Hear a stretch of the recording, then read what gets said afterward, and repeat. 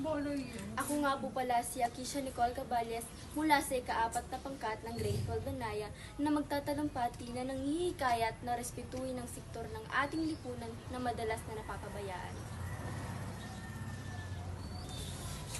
Tayo'y nagtitipon ngayon upang pag-usapan ang isang mahalagang usapin, ang paggalang sa mga sektor ng ating lipunan na madalas na napapabayaan at hindi nabibigyan ng sapat na pansin.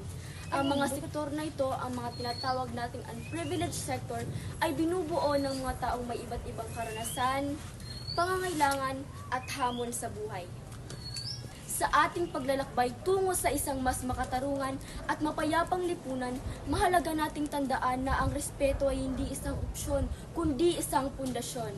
Ang respeto ay ang batayan ng pagkakaunawaan, pagtutulungan at pag-unlad.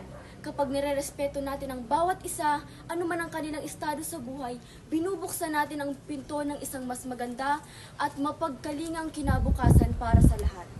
Ang mga unprivileged sectors ay madalas na nakakaranas ng diskriminasyon, kahirapan at kawalan ng pagkakataon. Ang mga ito ay ang mga taong nagtatrabaho sa mga mapanganib na kondisyon, ang mga taong walang akses sa edukasyon at pangangalagang pangkalusugan at ang mga taong hindi nabibigyan ng boses upang maipahayag ang kanilang mga pangangailangan. Ngunit, hindi dapat natin sila tignan bilang mga biktima lamang. Ang mga ito ay ang may taong may kakayahan, talento at ambisyon. Ang mga ito ay ang mga taong may mahalagang papel na ginagampanan sa ating lipunan.